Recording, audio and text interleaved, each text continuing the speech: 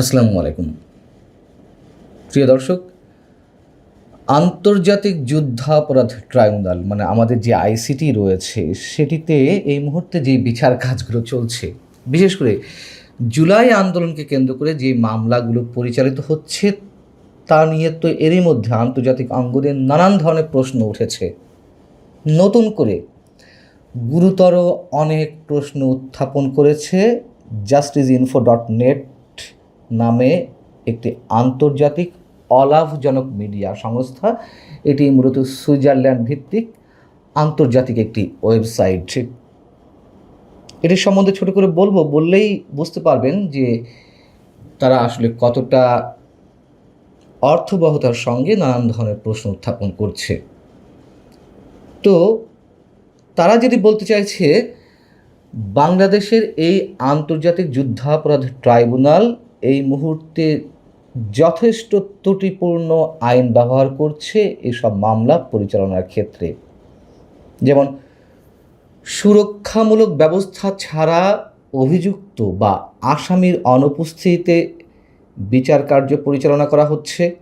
আইনজীবীদের প্রস্তুতির জন্য, বিশেষ করে আসামির পক্ষের আইনজীবীদের প্রস্তুতির জন্য যথেষ্ট সময় না দেওয়া,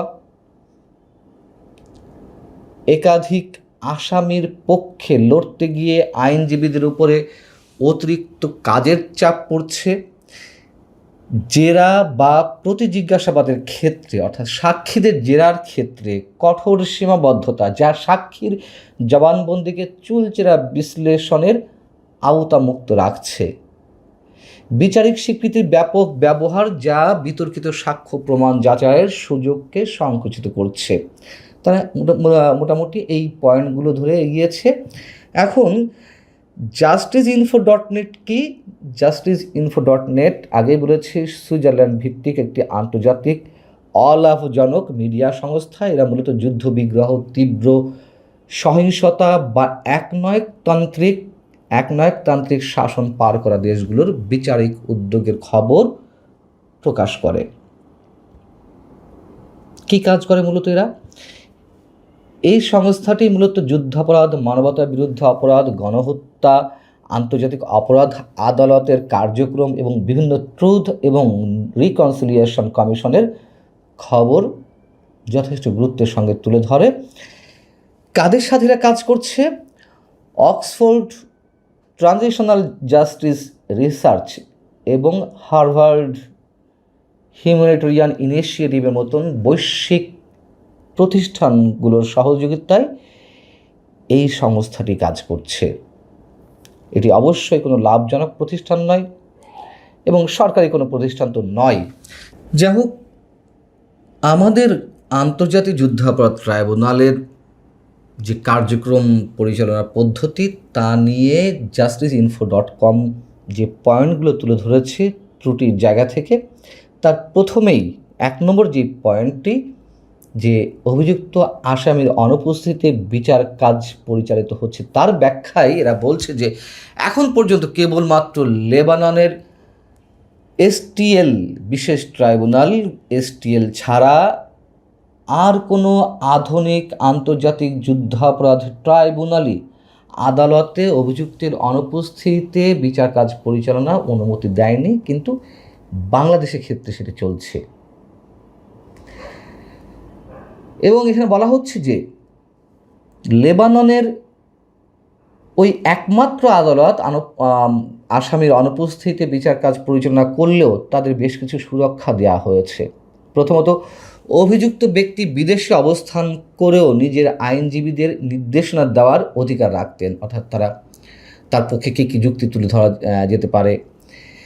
দ্বিতীয়ত, পলাতক কোনো অভিযুক্তর পক্ষে লড়াই করার জন্য ট্রাইব্যুনাল যখন আইনজীবী নিয়োগ দেয়, তখন সেই অভিযুক্ত ব্যক্তি যদি পরবর্তীতে সংশ্লিষ্ট ট্রাইব্যুনালের এখতিয়ারভুক্ত এলাকায় ফিরে আসেন, তাহলে পুনরায় পূর্ণাঙ্গভাবে বিচার কাজ পরিচালিত হয় বা বিচার পাওয়ার অধিকার রাখেন ওই ব্যক্তি। অথচ তার বিপরীতে বাংলাদেশে আন্তর্জাতিক অপরাধ ট্রাইব্যুনালে আসামির অনুপস্থিতিতেই বিচারের অনুমতি রয়েছে এবং প্রকৃতপক্ষে ট্রাইব্যুনালে যাদের বিচার করা হয়েছে তাদের অধিকাংশই আদালতে উপস্থিত ছিলেন না। এ পর্যন্ত 5টি মামলার বিচার সম্পন্ন হওয়ার ক্ষেত্রে মোট 62 জনকে অভিযুক্ত করা হয়েছে, তার মধ্যে 43 জনই অনুপস্থিত। অথচ ওই লেবাননের আদালত, মানে পৃথিবীর আর কোনো ট্রাইব্যুনাল তো এই সুযোগ দেয় না, একমাত্র রেকর্ড রয়েছে লেবাননের বিশেষ ট্রাইব্যুনাল যেটি STL নামে পরিচিত, সেটির ক্ষেত্রে অভিযুক্তরা যেসব সুরক্ষা সুবিধা পেতেন এখানে তাদের ক্ষেত্রে কোনোটি নেই। এবং ICT আন্তর্জাতিক যুদ্ধাপরাধ ট্রাইব্যুনাল পলাতক অভিযুক্তের পক্ষে একজন আইনজীবী নিয়োগের বিধান রেখেছে ঠিকই, মানে আমাদের ICT, কিন্তু ওই আইনজীবীর সাথে সংশ্লিষ্ট আসামির যোগাযোগের কোনো সুযোগ রাখা হয়নি। ফলে সংশ্লিষ্ট আইনজীবী তথ্য যাচাই করা, সাক্ষীদের শনাক্ত করা, ঘটনার বিষয়ে অভিযুক্তের নিজস্ব যে বক্তব্য বা বয়ান জানা কিংবা অভিযুক্তের সম্ভাব্য বক্তব্যের আলোকে রাষ্ট্রপক্ষের অভিযোগ খণ্ডন করার মতো কাজগুলো করতে পারেন না। তারপর কি বলা হচ্ছে, একজন আইনজীবীর ওপর একাধিক অভিযুক্তর দায়িত্ব অর্পণ করায় বা একাধিক অভিযুক্তের প্রতিনিধিত্ব করায় তার উপর যে কাজের চাপ পড়ছে সে প্রসঙ্গে বলা হচ্ছে। উদাহরণ দিয়ে বলা হচ্ছে যে সাবেক প্রধানমন্ত্রী শেখ হাসিনা এবং সাবেক স্বরাষ্ট্রমন্ত্রী আসাদুজ্জামান খান কামালের বিচারের ক্ষেত্রে আদালত একজন আইনজীবী নিয়োগ দেয়, অর্থাৎ দুজনের পক্ষে একজন আইনজীবী লড়াই করে। আবার আবু সাইদ হত্যার ঘটনায় 24 জন অভিযুক্ত হয়েছে, তাদের পক্ষে নিয়োগ দিয়েছিল 4 জন আইনজীবী, অর্থাৎ গড়ে 6 জন করে অভিযুক্তের পক্ষে একজন করে আইনজীবী লড়াই করছিলেন। এর অর্থ হলো প্রত্যেকের উপরে অতিরিক্ত কাজের চাপ তৈরি হয়। আত্মপক্ষ সমর্থনের প্রস্তুতি নেওয়া আদৌ সম্ভব না। এবং এগুলো যে কোনো কোনো ক্ষেত্রে স্রেফ আইওয়াস, সেটি বলার চেষ্টা করা হয়েছে এখানে, যে রাষ্ট্রপক্ষ যে আইনজীবীদের নিয়োগ দেয়। আমরা দেখেছি যে শেখ হাসিনার মৃত্যুদণ্ডের রায় যখন দেওয়া হলো, প্রথম রায়টি, সেক্ষেত্রে তার পক্ষে যে আইনজীবী দেওয়া হয়েছিল রাষ্ট্রের পক্ষ থেকে, তিনি হাসতে হাসতে বলছেন যে আমি এই রায়ে সন্তুষ্ট নয়। মানে এগুলো স্রেফ পাতানো একটা খেলা, সেটাই মেন করতে চেয়েছে justice.info.net। 2 নম্বর তারা যেটি বলছে যে বিচারের প্রস্তুতির জন্য খুবই স্বল্প সময় দেওয়া হয়ে থাকে, 2 মাসেরও কম সময় বাংলাদেশে আন্তর্জাতিক যুদ্ধাপরাধ ট্রাইব্যুনালে।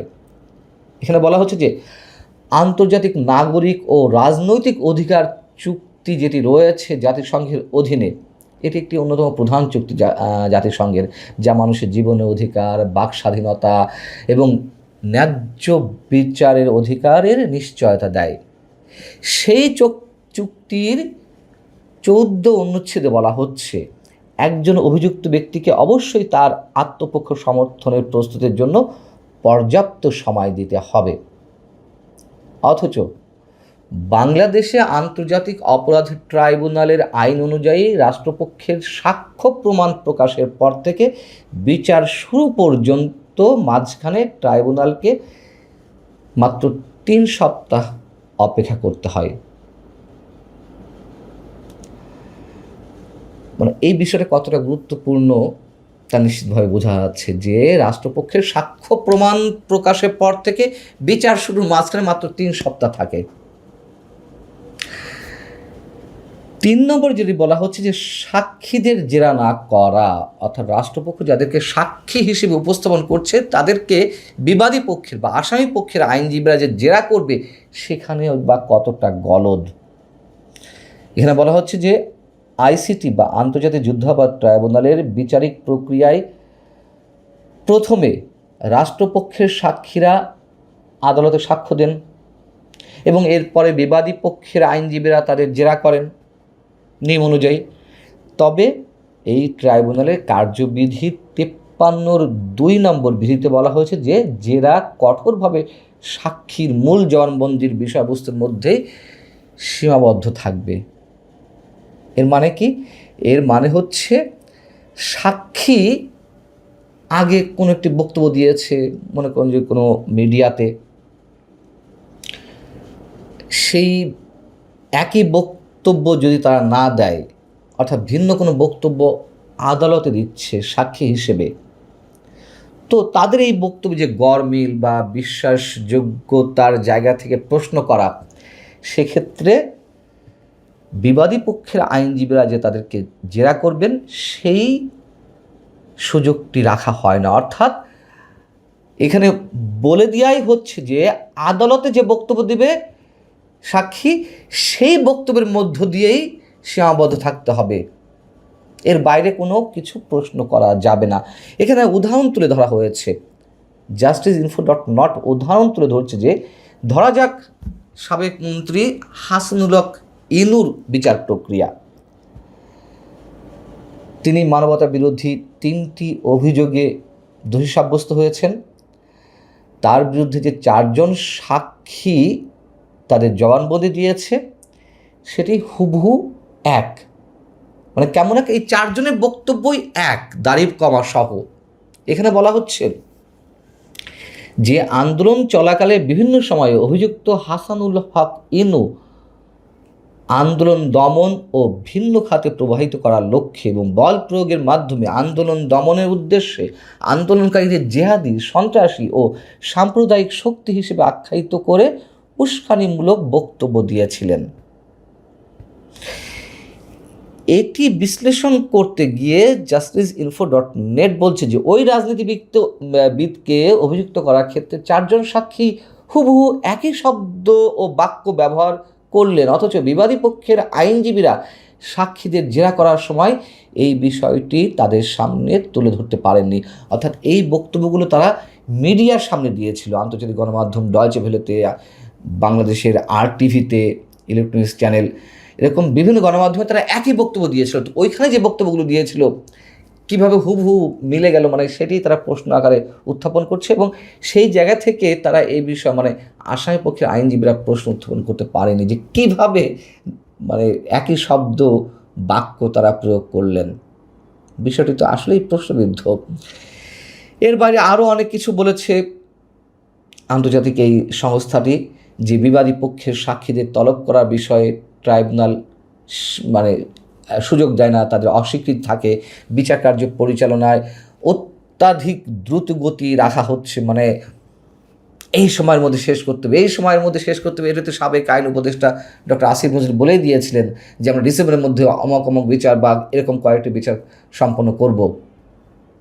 টাইম ফ্রেম দিয়ে বিচার পরিচালনা করা বা বিচার সম্পন্ন করা, এবং বলা হচ্ছে যে আন্তর্জাতিক মানদণ্ড মেনে নিয়ে বিচার কাজ চলছে বলে যে ট্রাইব্যুনালের পক্ষ থেকে বারবার দাবি করা হচ্ছে, বাস্তবে আসলে তার সম্পূর্ণ বিপরীত। এর ফলে কি হবে?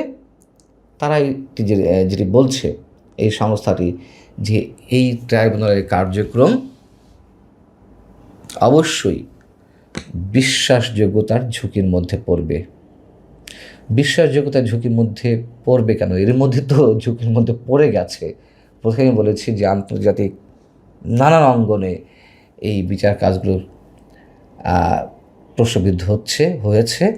আর তারও আগে যে মামলাগুলো করা হয়েছে, একের পর এক হত্যা মামলা, এক হত্যা মামলায় 1200-1400 আসামির সঙ্গে যাই হোক না কেন, মানে একই আসামি, একই সময়, একই দিনে, একই সময় দেখা যাচ্ছে খুলনায় একটা মার্ডার হয়েছে বা ঢাকায় একই সময় একটা মার্ডার করেছে, উদাহরণ হিসেবে বললাম। এরকম তো হয়েছে অসংখ্য ক্ষেত্রে। এবং যারা কখনো রাজনীতি করেনি, যারা কখনো আওয়ামী লীগের আশেপাশে ছিল না, খেলোয়াড় থেকে শুরু করে সাংস্কৃতিক কর্মী, তাদের সবাইকে গণপরতায় মানে সাংবাদিক সহ অনেককেই এই ধরনের হত্যা মামলায় জড়িয়ে ফেলা হয়েছে। অতএব এই মামলাগুলোর ভবিষ্যৎ কী তা আমরা এখনই বুঝতে পারি। আর নতুন করে